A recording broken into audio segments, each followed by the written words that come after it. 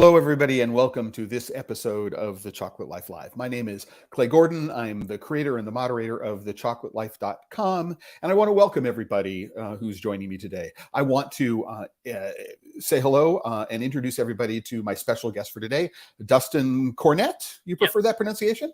Yep, Cornett. Dustin, you have a small bed and breakfast in the Blue Mountains, the Smoky Mountains? It's the Red River Gorge of eastern Kentucky. Okay. There are a bunch of mountains, though. Okay. All right. Called Chocolat Inn. You are a chocolate maker. Yes. In addition to being a hotelier, I suppose we could call you. And a couple of years ago, you decided that what you wanted to do was to start an alternative competition for small craft chocolate makers like yourself. So can you give us, everyone here, a little bit of an introduction to how you got into, number one, the hotel business, number two, what got you into the small craft chocolate making business, and what motivated you to say, I want to manage my own awards program? So it's been quite a journey. Getting into chocolate started when I moved back to America from Japan, and this is my hometown, so I moved back here. I found my grandma's old chocolate recipes. She made bonbons. She would just give them out for Christmas presents and things like that. And she would tell me stories back in the day of just calling up Hershey's and getting them to send her a 10-pound block of chocolate. And so I thought that was interesting, but I didn't. In Hershey's now and then it's completely different. And her bonbons were amazing, and I didn't want that to be lost. I wanted to continue that. I didn't expect to continue it as a business per se, but I wanted to. And then I've always wanted to add my touch to things. So I thought, well, I could bring the chocolate to her recipes and really make that a family thing. So from then on, I taught myself how to make chocolate. That was 2014. But again, I'm in Eastern Kentucky. It just like making chocolate is not really going to be sustainable. So my wife started baking, and we kind of started taking that path and things. Just so happened we were looking for a home, and this old motel came on the market that came with a house. It was a rundown motel from the 60s. Needed a lot of work, and we didn't actually expect to be innkeepers or anything like that, but we went with the opportunity, ran with it. And we created an inn and cafe. So we operate like a bed and breakfast where we'll make breakfast for guests. We bring them over to the cafe. They get to pick out the pastries and everything like that to be part of it. I make them coffee. And that was a huge project. It took us 2.5 years to renovate to even get open. And then more after that. Then we decided to have a child. When that was finished, she was born February 2020. And everybody knows what happened around that time. Yeah. So we never, chocolate really went, it kind of didn't come to the forefront anymore after we started. But let me jump in and ask that question. You named the inn the Chocolat Inn. Yes.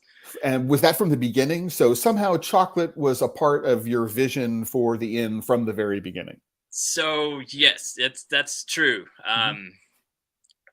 I named my business Purple Lady Confections. The Purple Lady Confections is named after my mother who had passed away around a decade ago.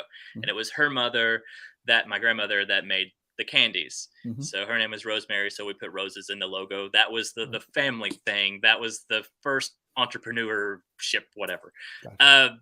But then we didn't have any idea at that time that we were going to be doing an inn. So when we transitioned to doing the inn, I couldn't really take that and make it part of it. Didn't really make a lot of sense. Gotcha. But I could take something from that. So I took the chocolate part from that, since I was bringing that to the table for the candies. So that's how the Chocolat Inn kind of came what it became. Even though I wasn't able to make that much chocolate, I was still making some chocolate here and there, just really, really small amounts just for the cafe. And I wasn't really able to give it a lot of focus and attention. But when that pandemic hit, man, it was like, everything I was working for to get to was in jeopardy. I mean, reservations were canceling, all the events were gone, and it's like money was going out. Just had a child, like it was disastrous. So I thought, I'm going to lose my opportunity to do what I've been trying to do for years, building up to.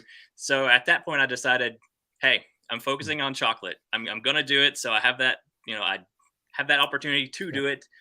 So that's how I got back into being passionate about chocolate. And Mhm. 2020 was a year of kind of building that. Mhm. 2021, I entered my first contest, Mhm. and that's how the desire to make my own contest kind of came to fruition.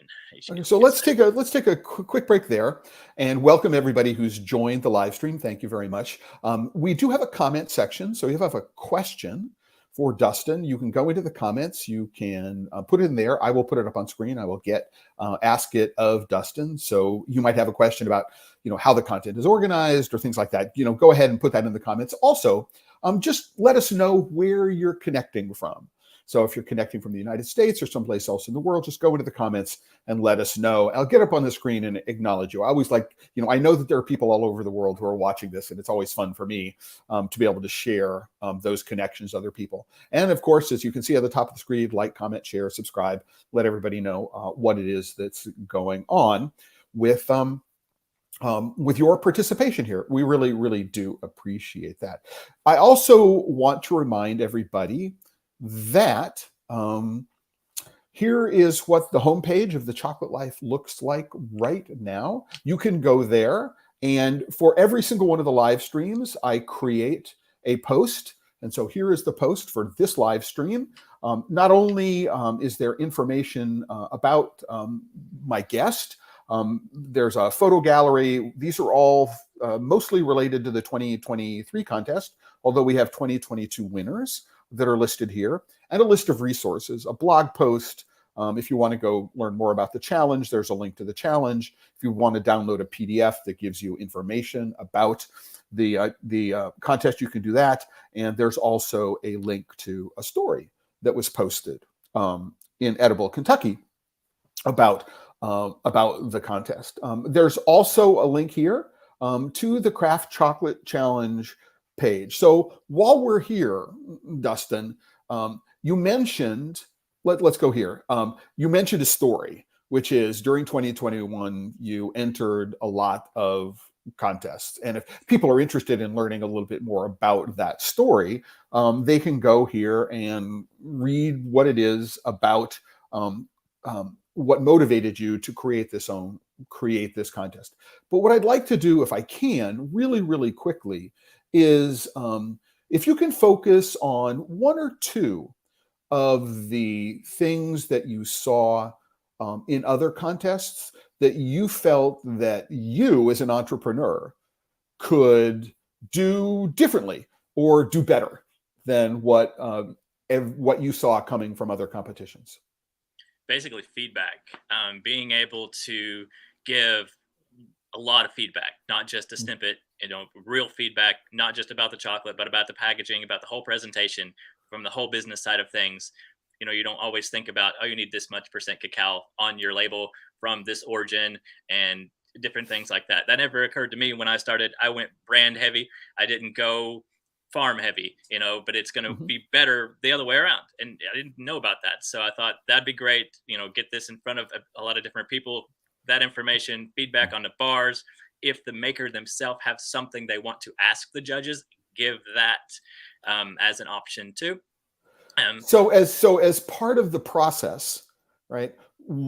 After the feedback is distributed to the entrants, you give them the opportunity to ask the judges a particular question they might have given about the feedback. No. Okay.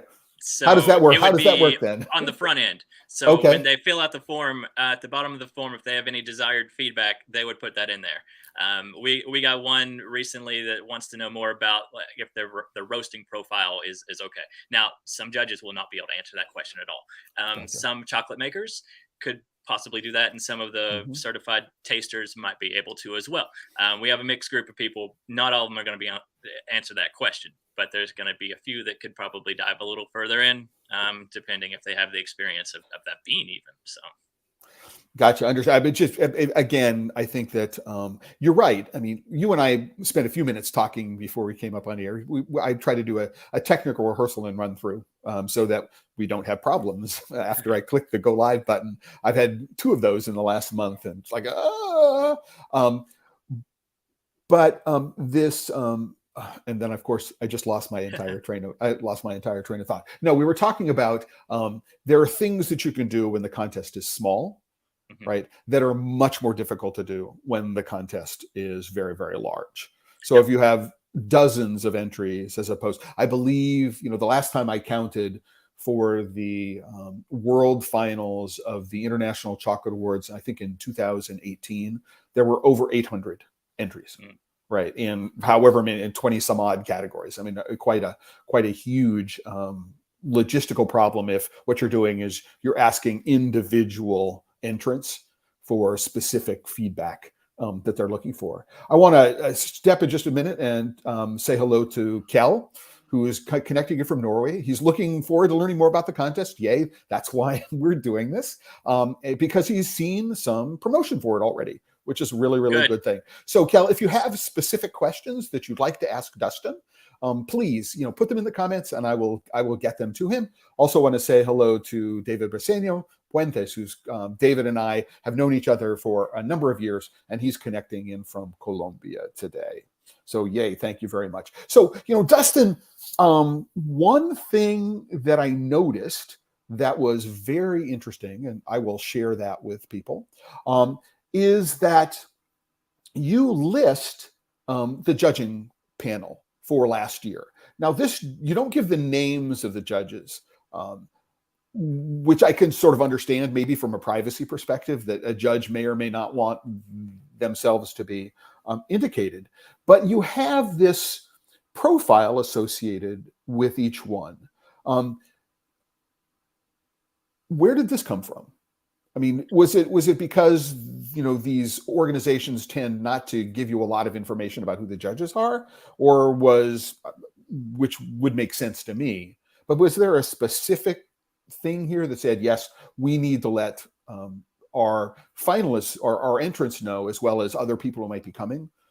So part of that is from your feedback. So Oh, that's okay. what, that's why this is there, is partly because your feedback. So I made that known publicly. Some of the feedback, like given privately on sheets of paper, will tell um, who, not personally who the judge is, but if they're a chocolate maker or certified chocolate taster, or if they do market research or whatever, kind of like their job title and some type of relevance to why they're being a judge. Mhm. All the makers got that with their feedback. But after talking with you about how to improve things, Okay. I put this together to give more information about the judges so they could connect the dots. And Mhm. moving forward, it'll be a little bit easier for me to connect those dots too, using this format. And it's good to know this, because different, taste is very personal. So I mean, Well, yeah, I also think that there are lots of ways to go, but I think that you've got three particular kinds of questions here, which could inform what's going on. So, a preferred cuisine, right? Which not everybody has answered, but it's all no. over the map. It's all over the map. You have an Italian, you've got German, you've got Thai, um, Japanese sushi. I mean, it's it's interesting, and to see how that might connect to a preference in chocolate and a preference in beverages. I mean, did you notice any correlation whatsoever between the profile of the judge and the kind of feedback that was given, or anything that was associated with it? I mean, it's I am curious to know, because I I'm a data geek, and this is the kind of stuff I like to know about. I noticed that our food writers and food bloggers, these culinary people, um, they loved the different tasting, like flavored bars. While Mhm. on the other end of the spectrum, when it was just like chocolate makers or certified chocolate tasters, they really liked the pure dark chocolate. It's like, so you could see the difference. You're gonna get like a strawberry bar with different things and inclusions on it. These people went crazy for it. But no, the other chocolate people are like, it's too sweet for me. And you could kind of see that coming a little bit, but you're Okay. differencing out like who is your customer, who, I mean, you find different avenues of, you know, ways to make chocolate to, work with other Right. people. Like, I don't know, So, kind of lost of right. words there, but yeah. Well, it makes sense. I mean, so I mean, I'm not suggesting that this is going to happen. It's a small awards, but if you think about, for example, the wine industry, if I am sending a wine in that I know will be judged by Robert Parker, and I want to get a good review, what I'm going to do is I'm going to send a wine that I know is of the style that Robert Parker prefers. He likes high alcohol, really, really, really intense, fruit, plum, jam kinds of flavors in his wines. Those are the things that tend to get very highly rated. And he's not as big a fan for a low alcohol, perhaps a wild ferment, a natural wine. And it's it. So, I think it's interesting that very, very quickly, what you can do is you can say, I can understand, I can discern that there is a difference in the way these things are judged based upon just something simple. Here's a food writer and here's a chocolate maker, Yeah. right? And there appears to be a line which is drawn between the two. And one of the reasons why I think that's really important, and this is something everybody I just learned this morning talking with Dustin, is if you go to this page, and by the way, you don't have to worry about the links to the page because they're all listed on this post on the Chocolate Life. So you can go there, you can find all the links that will be mentioned here and more. So you don't need to worry about writing anything down. But you added this between the last time I saw this, which is probably Friday, and today, which is you've actually listed the entries, right? So why? Why did you list the entries? What was the motivation for this? So part of the reason of doing this is to help chocolate makers. It's one reason why it's free. It's to help promote chocolate makers. I would love to find a way to make it a little bit more interactive with the public. Being able to find a way where you can sell your bars to the public and maybe have them play along. The scores don't count, but play along. So I decided to do the entry list. So you can go there. I always post on Instagram anyway Mm-hmm. what entries come in, but I thought I can put it in one spot, easy to see, with a link to their website. So if somebody was curious and wanted to purchase their bar, boom, they could do it, or connect with them, through email or something like Okay. that. Right. There's some language differences, like if you don't know Japanese, it might be hard Right. for you for one of Right. those. Mm-hmm. But I put them all there. It's also going to we're going to cap it at some point. I mean, if the contest grows more and more, definitely cap each category. We don't want hundreds of bars. We can't do Mm-hmm. our job if there's hundreds of bars. It defeats the whole purpose. I would, love for you to send me that much chocolate, but I'm not going to be able to do what I need to do with it. Mm-hmm. So this is also a way to show people, hey, the entry, it's filling up faster. You maybe need to make your decision sooner. I know our timeline's not great because of Christmas and all that stuff. Um, Mm-hmm. but it's just another way to be transparent about the whole thing. It's small enough. It's to serve the, chocolate making community. So just show it. No, absolutely. And everybody, you can see that you can go, there is a link to the website, not to the individual bar that's been entered in their shopping cart. So you do need to go and navigate the website in order to be able to find the bar. If this particular one interests you, to find out more about it. So one of the things I think that's really interesting here, right, is that you've done a good job. It's always the percentage of the cocoa first, right? So this is consistent, which I really appreciate as a geek, right? This makes it much, much easier for me to go and pull this apart so that I can do an analysis of these things, right? Then you have, it looks like the source of the beans. So Maya Mountain, Hacienda Victoria, where I was actually visited. I was there in October. So the Finca de la Cruz, you have the country that they're in. Yay. I mean, all of this is interesting. I think the only thing that's missing is the country that the entrant is from, Yeah. right? Which would also be interesting. So I know that Sweets Escalier is in Japan. I am guessing Chocolateria El Pescado is in Ecuador. Pretty sure Ecuador. Gansett is in Rhode Island, or Yes. yeah, Gansett is in Rhode Island. So I mean, these are these are these are things that it requires, an enormous amount of subject matter expertise in order to be able to take a look at these and pull them apart. So I really, really like this idea. It's going to make it easy for me to say, yes, I mean, I've got one Peruvian, one Guatemalan, one Ecuadorian, one Belizean, one Nicaraguan, one Tanzanian. So there's a wide diversity in terms of producing countries that are represented here, a great thing. But if you scroll down, we have entries in the milk chocolate bar category. We have entrances in the white chocolate bar category and in the inclusions bar category. And one of the things that you and I discussed, I think that's very, very interesting for people, is that this enables people to go and say, oh, wow, in the white chocolate bar category, everybody has entered something coffee related. So maybe what I might want to do is not enter a coffee bar. I might want to enter something different. Now, was that part of your intent in doing this, or is it just something that you noticed, oh, all of these are? Yeah, that wasn't really my intent. It just so happened to lay out that way. We didn't have that last year. We didn't really have a lot of the same flavored. Just kind of just how it came in this year. So Mhm. yeah, something definitely to think about. You're gonna be able to tell which one's the best in the coffee white chocolate, though. So Right. yeah, There, there right. might be another category made, right? Well, no, I mean, at the moment, all of the white chocolate bars are Yeah. coffee flavored. So not only will it be a judging of white chocolate as a category, but coffee flavored white chocolate Yeah. as a category. Um, Yeah.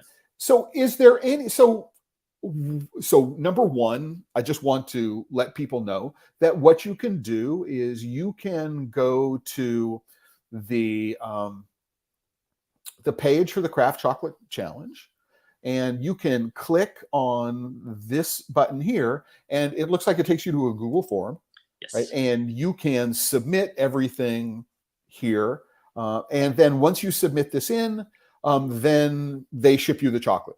Yep. That's it, That's it.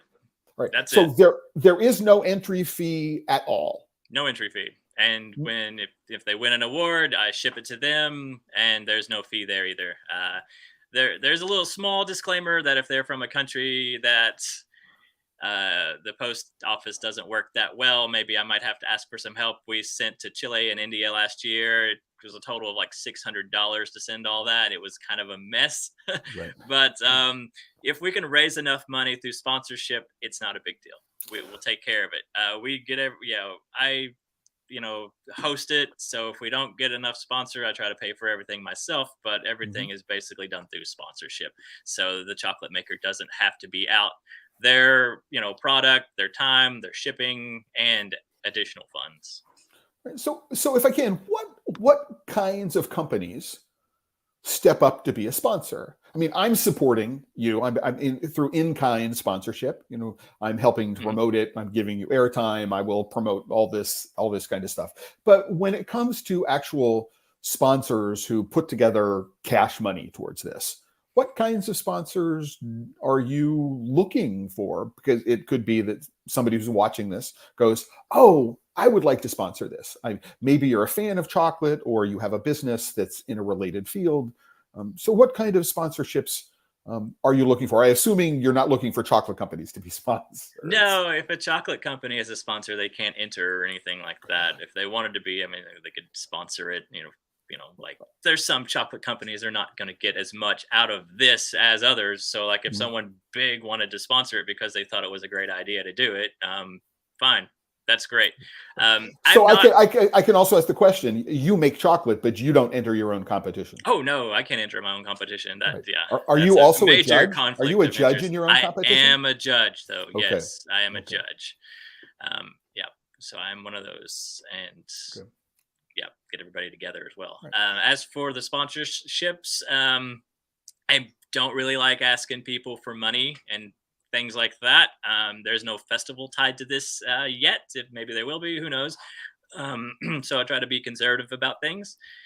and look locally for people who just want to support what we're doing. So a lot of my sponsorships are local businesses or are local tourism, things like that. Mhm. Try to look at Edible Louisville or Kentucky Living Magazine, different things like that to also help out if they can. It makes sense for chocolate packaging machines, molds, these type of businesses or festivals even Mhm. that aren't connected to other awards programs to sponsor us Mhm. because we are targeting chocolate makers. It makes sense. We're spending money that way. So that would be great. I'm Mhm. not pushing that. At Mhm. some point, maybe I'll push more. Mhm. Right now, I'm focused on building it on my end and doing the best I Mhm. can to support the chocolate makers because I'm the only administrator. So if I have enough money to do what I'm doing, then I don't need to beg for any more. Well,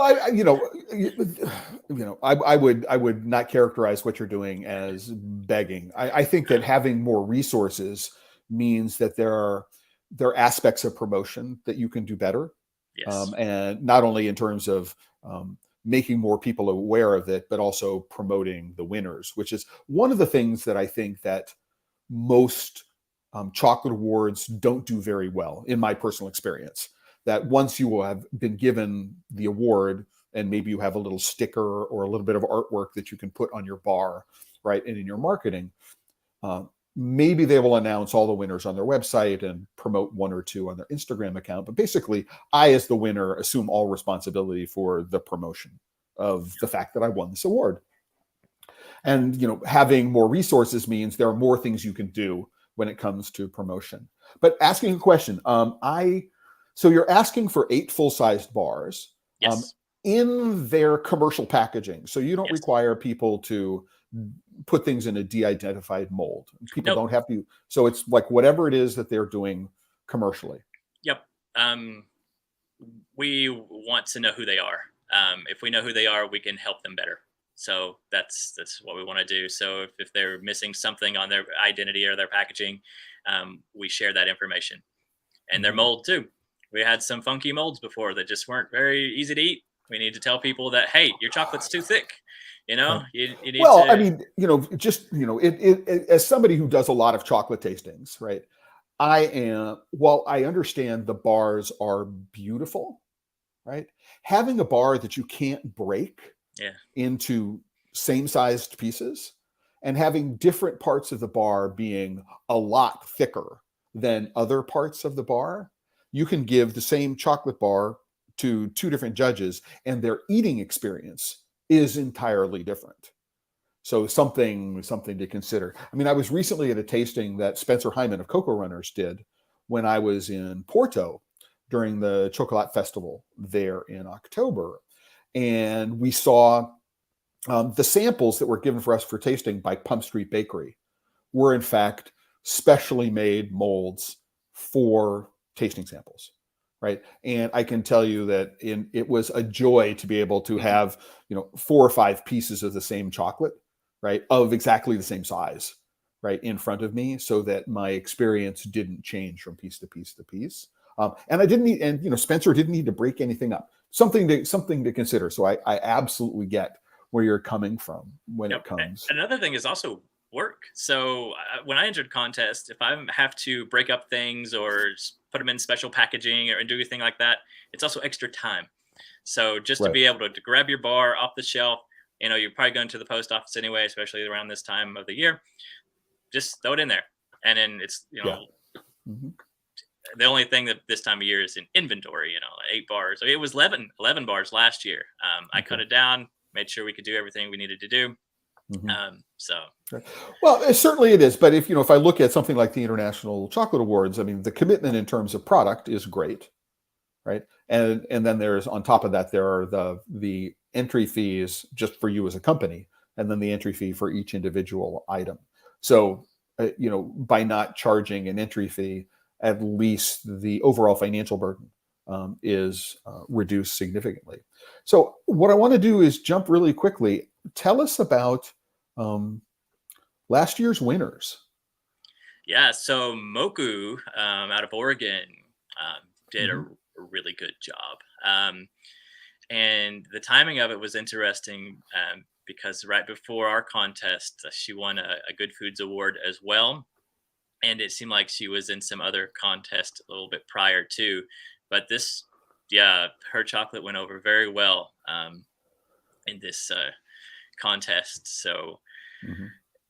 and then we had entries from like a lot of different countries too. So we had a lot of different sugars or like different profiles there that were interesting. So the white chocolate out of Chile was another interesting bar that everybody kind of liked and did well. The toasted bread, it was Hmm. interesting for everybody and just tasted different than and kind of went over well. But Hmm. Miyamoku stole the show. Now, And we had a lot of I'm guessing if I entries. can. I'm So guessing if I can, because if I remember properly, I think that I think they won an award in every category that they entered, and I think they entered every category. no, they didn't enter No. every category. Okay. So they entered 4 bars, and 2 were in the dark chocolate and 2 were in the milk chocolate. Okay. And So, do you they have a did well. limit on the number of entries per category? I do That- now. Okay. So in the inaugural year season, I didn't. Okay. So well, I had 5 overall, like you could send, but it could be all, and Okay. somebody did all in one category, Yeah. which Mhm. you think that might happen, but you don't anticipate it happen. But for Right. dark chocolate, Right. So I thought, well, I don't want to have the feeling if somebody kind of, they're not even buying a medal at this point because it's free to enter. So I don't want anybody to take advantage of that um, system. And I don't want to be overwhelmed with chocolate. And some of it was tasted kind of the same. Mhm. So you start getting fatigue when you're tasting this too, when it's kind of, all the same. So I decided one entry per category, per company. So there's Mhm. 4 categories. So you can enter 4 bars, but they have to be one in each category. Yeah. And if it's wrong, I'll try to catch it before you ship it. Because I know my inclusions category is a little bit confusing. Everybody has different ideas about what inclusions are. Mm. I consider inclusions something coarse or not completely ground up in the bar that's there. Other than I consider nibs that is chocolate. I consider so anything else sprinkled on top or inside that is Right. not fully ground, I consider an inclusion, no matter what, if it's dark milk or white.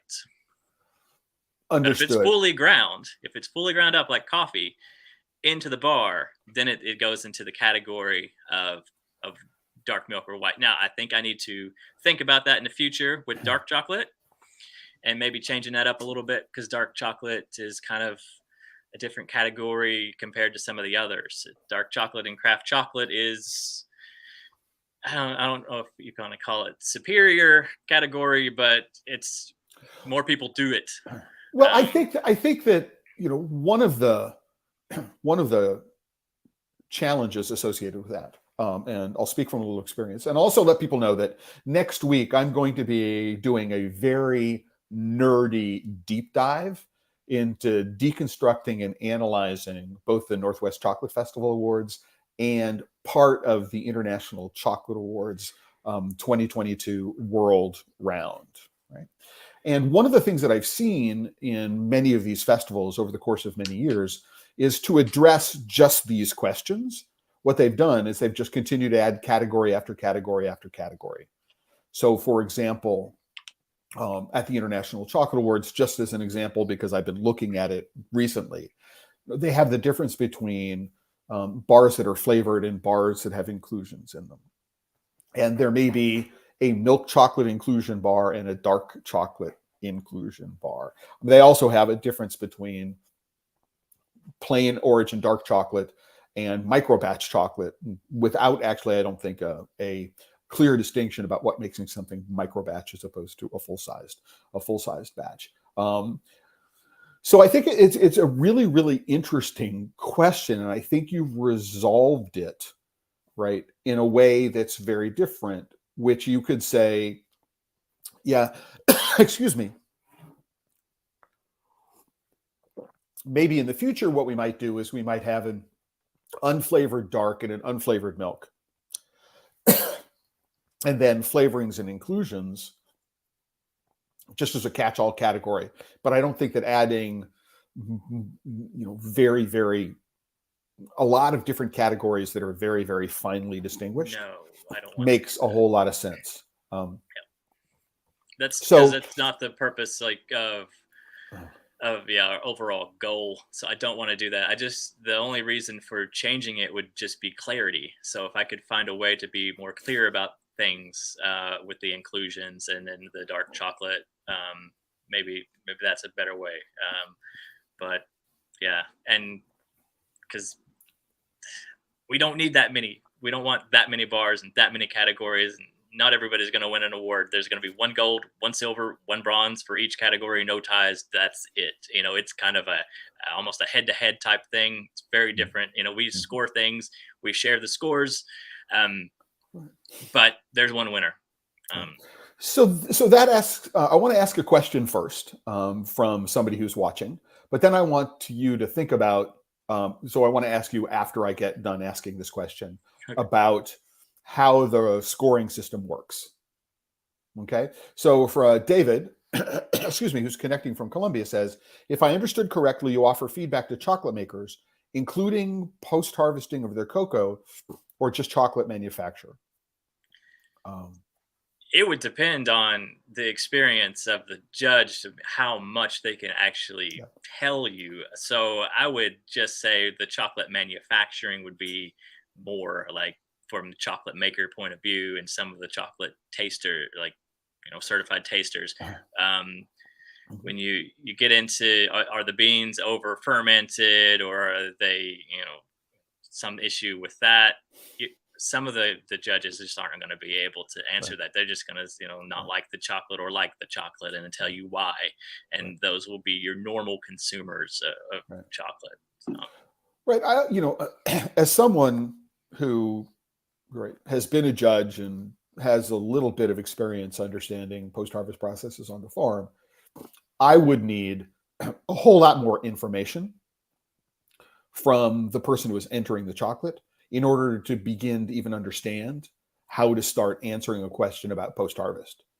I need to know, for example, specifically what variety of beans are you using, right? And it would have to be as specific as you could get. And then I would need details about your post-harvesting protocol. And so, how many turns are you doing? What is the timing between turns? What is, are you doing this as heat fermentation or box fermentation or tray fermentation, or what kind of fermentation are you actually using? I need to know all of that stuff as part of your entry in order to be able to even begin to have an idea about what's going on. Especially when you get into a bar with inclusions, it's really, really difficult to separate the inclusion and the flavoring out from the cocoa sometimes. And so it becomes a challenge to go, is the flavor that I'm doing from an under-fermented bean, right? Or, even if it's a plain dark chocolate, it's hard to say, is this under fermentation? Is it under roasting? All we can do is say it has this kind of flavor, and it might be due to, right, under fermentation or over fermentation. It might be due to under roasting or over roasting, right? But without a lot more specific information, it's really a challenge to do. And we got some of that feedback from, I think it was the Academy of Chocolate or something, and it didn't really make a whole lot of sense either. So it didn't really line up with actually what we did. So I don't know if some of that is beneficial or not. So I would say on the farming side, we're not going to be much help. After that, your chocolate making, if your chocolate's too gritty, you need to maybe grind it more, or different things like that. Like, okay. Yeah. Yes. Okay. So, David, I hope that answered your question. I mean, looking at the profile of the judges, it's a great question. Looking at the profile of the judges, from last year, perhaps 3 of the judges might have been able to even attempt to answer the question. I mean, certainly, if you do plan to enter, ask the question, right? But realize that what somebody may do is somebody get back to you and say, tell me more, right? Because I need to know more than you provided on the form. I want to, if I can, I want to get back. I think one of the things that's really interesting about the blog post that you posted on why you did this, right, was that you actually provide some of the actual feedback forms that you got. So this is from the International Chocolate Awards. Yep. Right? Which I think gives you the most information, and you have to really dive into it to maybe figure it out, but at least it's information. So what happens is they're giving you, so if I, for example, I'm looking at the Uganda creamy milk chocolate, you've got the score. The deviation is I believe it's the score either side of the average, 78.25 that you got. So it was so obviously the narrower the range, Mm-hmm. the more in sync the judges were with respect to their evaluations. And overall, you're sort of mid-range in everything. So you weren't marked down for being too bitter, weren't marked down for being too sweet, not at all for acidity. So I think it's an interesting way of giving the feedback. This is relatively new. I mean, I don't think that 5 years ago, which is the last time I judged, would have been 2017. I don't think that this kind of feedback was being given there. But here's an interesting thing about what it is the International Chocolate Awards does, is they put everything into their International Institute of Cocoa and Chocolate Tasting this framework. Did you find this interesting, this particular display? Or helpful is different from interesting? I think it's both. So obviously this one you're showing is the coconut milk, so I know it's going to be coconut tasting. But it was nice to see what notes that they picked up on other bars. Especially the dark chocolate. That's really interesting to me to everybody kind of has different notes when they do chocolate tastings. People pick up different things too. So that's cool. The deviation thing was the best because it shows you what's polarizing, right? So the coconut was polarizing and the coffee was polarizing. Like you love it or you hate it, but enough people love the coconut for it to actually win something. But enough people didn't like coffee for it not. So on a different panel, if you get more people that like coffee on it that may another year, then that's going to favor you more.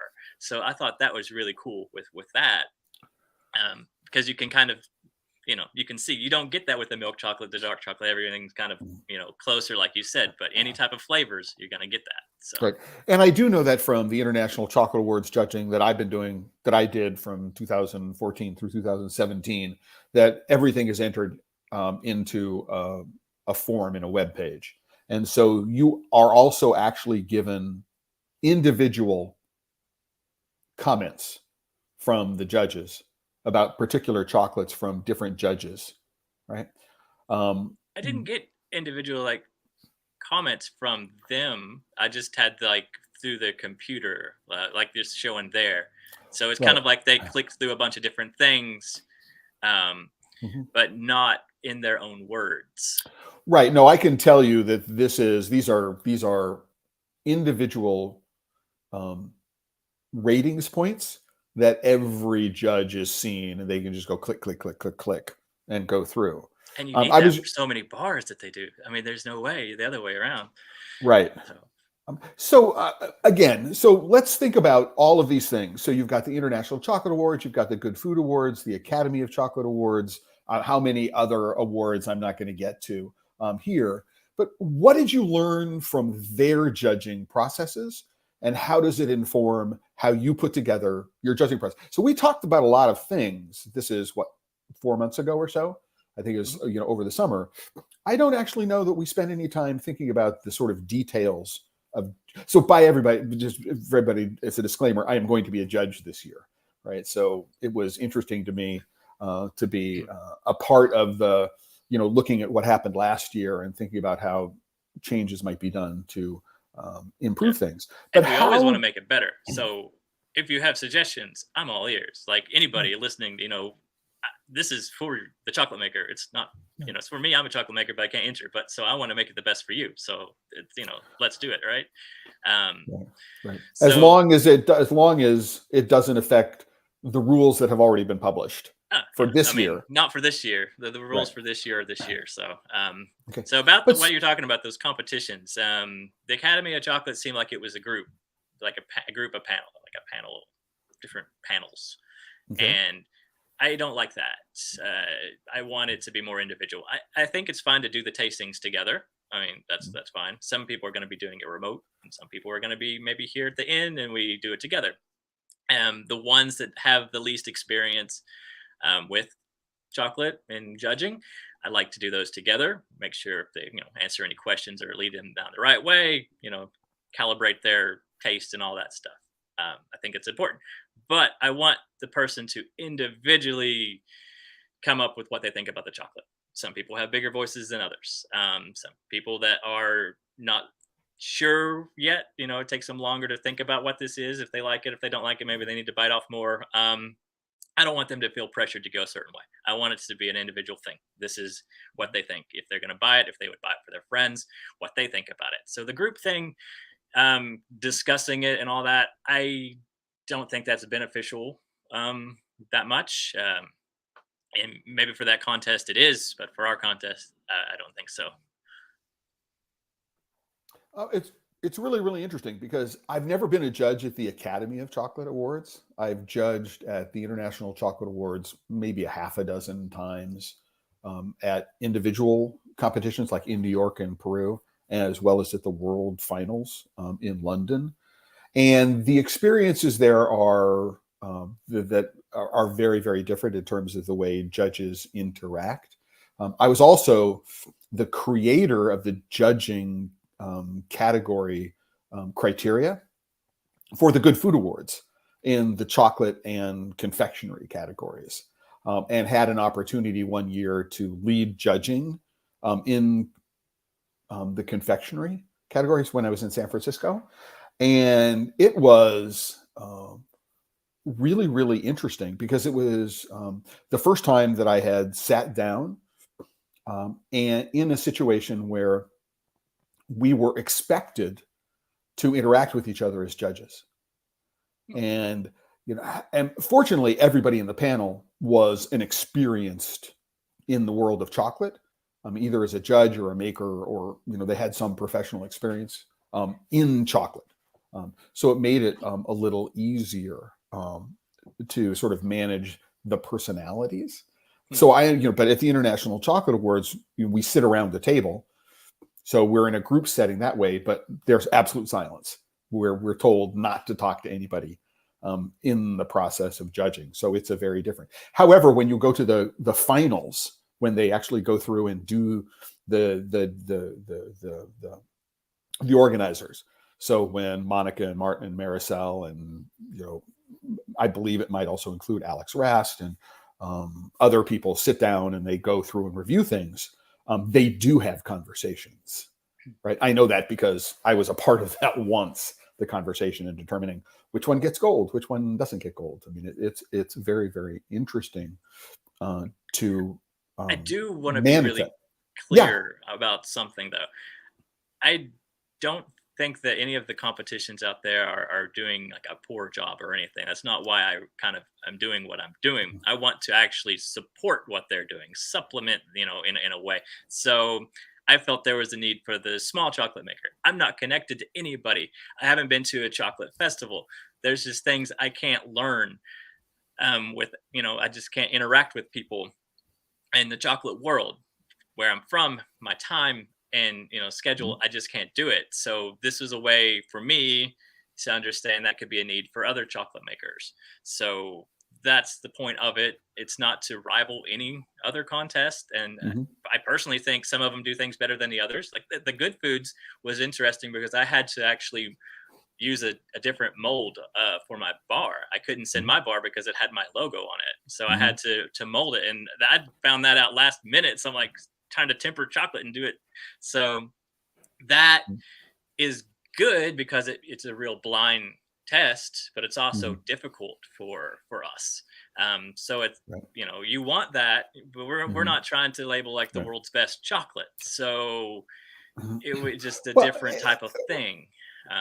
Right. So it's always important to know, right, that the chocolate that wins awards, right, is not necessarily the best chocolate in the world. It's the best chocolate that got entered into this particular competition. Yeah. Right. So, but you do get a shiny medal that's really Okay. big and cool, and you can show it off. Right. That very, very interesting. But I think that I think there's another point here by focusing on the sort of individualized feedback that you're giving, right? And the fact that entrants might say, "Oh, I'm looking for specific feedback."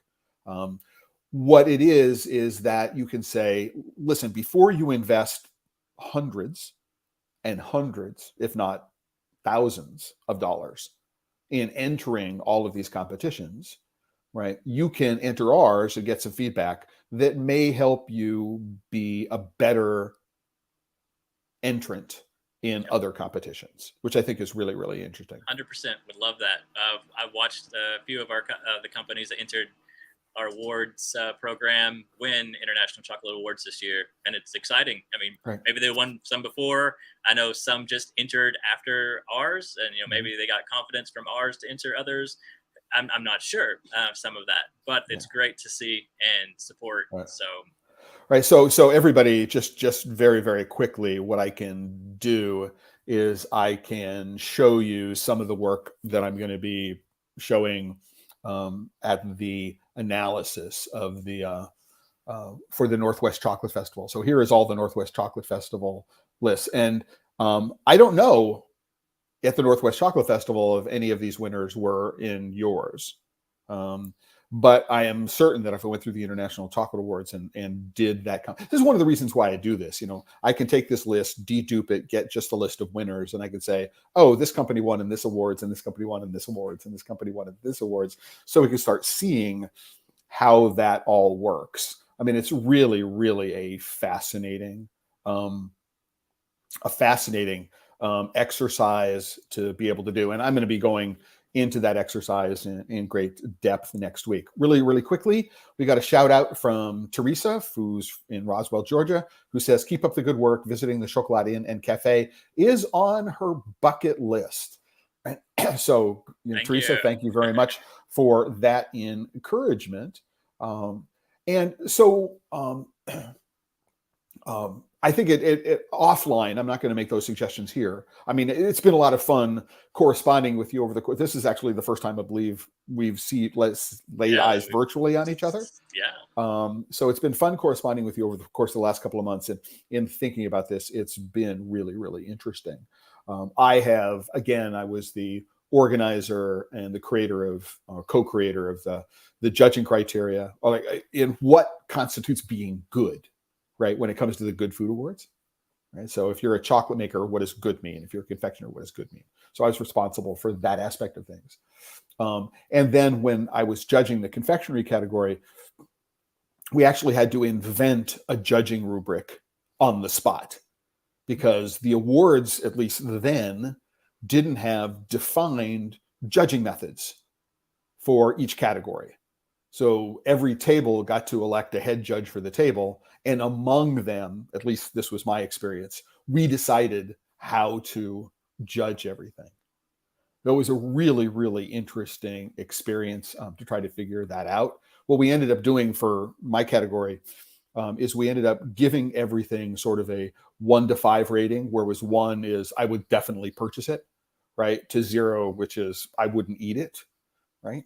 And then for every single one, we tallied up the ratings, and then we didn't average them. We didn't, count the numbers up. We said, how many 3s, how many 5s, how many 2s, how many 1s did we get?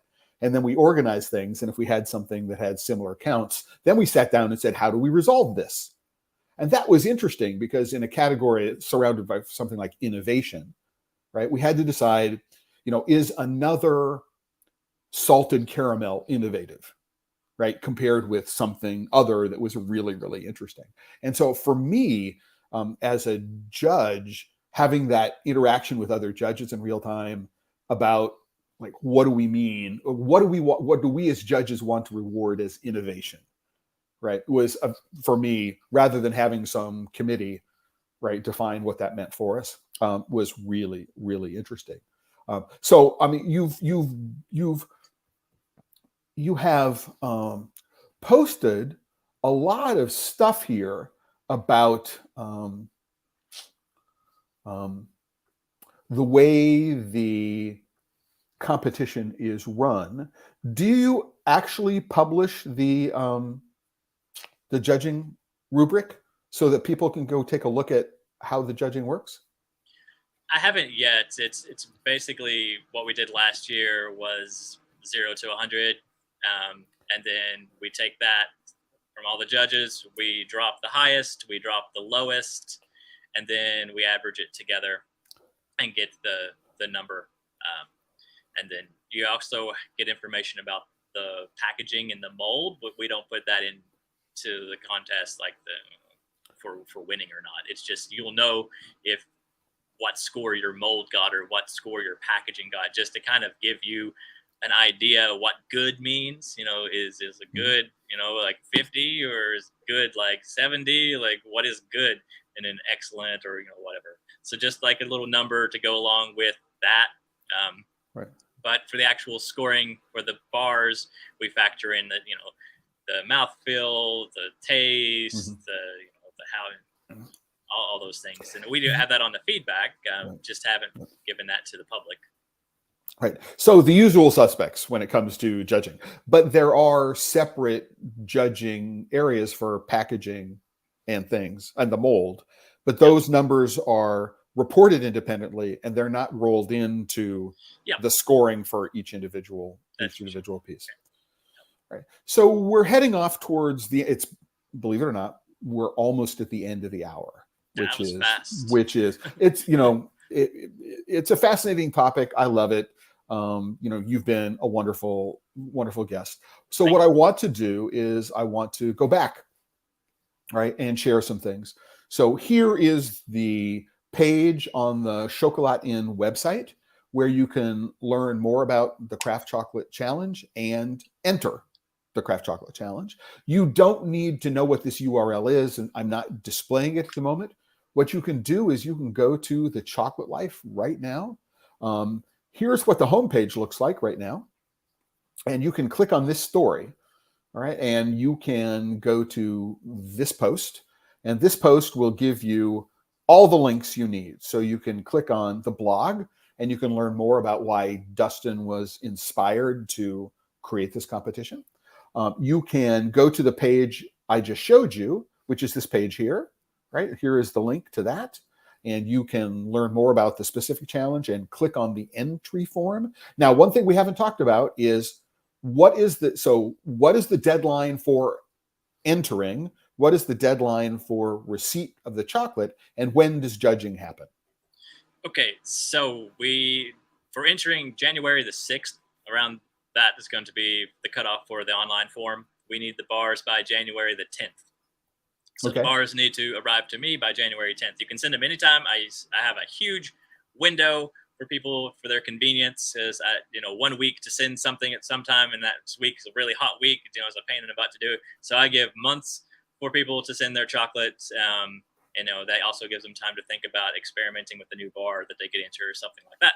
So January the 10th is the cutoff that we need. We're going to start doing the judging on January the 20th. And we'll see how long that takes. I don't want to rush it. I'll be sending some bars remotely. I want them to dive in, give the best feedback they can possibly do. So I'm not going to rush it. The weekend of that 20th, we'll do the tasting in person at the Chocolat Inn, where I'm hosting it. So some of the judges will, in fact, come down to Kentucky, and they will convene, and you'll be able to do the judging there. Yep, some That's will. Very cool. We found that January is kind of tough. In the future, we might change it to March. Just for my personal schedule, it's January right now. Weather is so unpredictable at this time of year, so I don't know how it's going to play out exactly. But we'll make sure everybody gets the chocolate, and we pretty much have all the judges set. Right. So and if I am a chocolate maker, doing something in January, I'm headed right up against Valentine's Day. Right, in terms of production schedule and time and other kinds of things like that. Yes. As far as I know, the only thing I would say is, pick a time that doesn't appear to compete with the judging for the Academy of Chocolate Awards and the judging for the international. But with those awards, with the International Chocolate Awards, especially because there are so many different competitions in different parts of the world. I mean, I don't know of a month where there isn't one. I'm being hyperbolic, and that's neither good nor bad. It's just from a scheduling perspective, trying to manage not just the judging, but entering 2 or 3 different competitions at the same time. And we'll eventually cap the entries. So if it gets overwhelming, we will cap it. So if you're thinking about it, then I would suggest go ahead and enter it. You don't have to send your bars like as soon as you do it. You still have time, but we need to know what to expect. So at some point, we will cap them. We're not going to taste even 100 bars. We're not going to do that. So we'll cap it. Maybe you're probably, I don't even exactly know, 60, I don't know. We had 33 last year. I'm not even sure if it's going to be an issue or not, but I'm just saying we're not going to accept that many. So the point being is that if you are all interested in entering this year, send in your entry form right away. Right. So just let Dustin know that this is something that you plan to take advantage of. This is something you plan to do, so that what he can do is he can organize his schedule, his time, all of his resources in that right way. But so if you want questions, you can shoot me on Facebook, Instagram, or email. Just if you have any questions, I'm always here to answer them. So, gotcha. Understand. So for people who are interested, also you can go to the TheChocolateLifeLIVE website, and you can learn all about what it is that they're doing. Under the More tab here is where you can learn about the Craft Chocolate Challenge and the entries and things like that. And there's a contact form, and you can contact Dustin that way. And you can learn all about the rooms in the inn as well, and support Dustin that way. Very, very cool. So, Dustin, we're here at the end of the hour. I want to thank everybody who's been watching us. Thank you for participating. And if if anybody here watching, either live or in the past, Teresa says that she is happy to be a remote judge this year. So yay. I mean, that's a good thing. But if you know somebody, finding judges is not actually a very hard job. A lot of people want to eat good, great, awesome chocolate. So yeah. But Teresa would be a great judge. And one of the things I should think about with Teresa, with her relationship with Cocoa Town in Georgia, should also be an advocate for finding people to enter, because they are providing machinery to a lot of startup small chocolate makers. I just bought some of their machinery too, so yeah. Gotcha. Wink, wink, right? Anyway, what I want to do is again thank everybody for joining us this hour. Please remind everybody. I want to remind everybody. My more or less full-time job is TheChocolateLife.com. If you're not currently a member, you can click on the join button. There is always, since I founded in 2008, there's always been a free tier. I know that it's a challenge in this day and time to be able to, there are so many demands on free cash. If we have any free cash, if you can support what it is that we're doing here at The Chocolate Life, please do that. One question before we go says, judges outside the United States? Not yet. There's been some interest in some judges outside of the U.S., but I haven't taken that challenge just yet. Okay. So if a judge wants to, come to the Chocolate Inn from from a different country and do pay their own flight, gotcha. I'll put them up here. Okay, so so Clive is somebody that I know, have known for probably more than a decade, and he was on the executive board at the Academy of Chocolate Awards, which is one of the ways that I know him. So Clive, thanks very much for chiming in. Certainly, I have been asked on a number of occasions to be a judge at the Academy of Chocolate Awards, but for me, making a special trip to London to do that has always been a challenge. So again, thanks everybody for being a part of today's live stream. I want to let everybody know that this coming Sunday, I'm doing the members only AMA. So if you are a Chocolate Life member, you will have received the December newsletter. If you haven't read the December newsletter, you can go click on the Chocolate Life. So you can click on the December newsletter, right? This story here, And when you click on it, if you're logged in as a member, then the link to join the live stream is in this post, so you can join us. And then this coming week, if you click on the calendar link here, what you do is you can find out what the upcoming schedule of live streams is. So we find today, right, that here's the this post, the discussing the 2023 Craft Chocolate Challenge. On Friday, my guest is Bhavani Virapaneni. He is one of the founders of Diamond Custom Machines. I had the luxury to go and visit him because he's in New Jersey, close to me, and had a fabulous chance to talk about some new product development that they're involved in that we're going to share next Friday. And also, as you can let everybody know that this coming from during this episode, a week from today, this coming Friday, we're going to be holding a raffle for a little 8-pound Premier grinder. So if you're watching or you know anybody who wants one or needs one, tell them to watch the live stream, and we will be having a drawing for a small Premier grinder. It's a week from today that we're going to do the deep dive nerd alert into analyzing the awards program's results for 2022 so far. And with that, Dustin, we're over the hour. Do you have a last minute thing you want to say to people before I close things out for the day? Just thanks for having me. This was great to have the opportunity to talk about what I'm trying to do with the Craft Chocolate Challenge. I appreciate the time and your help. If anybody has any, other resources or anything they want to provide to help with this, I'm open for it. So if you want to join, if you want to help, we're all in this together, man. So right. Appreciate it. I appreciate that. We are all in this together. And with that, I want to close out, as I always close out, with a reminder that if you're working with chocolate and you're not having fun, you're doing it wrong.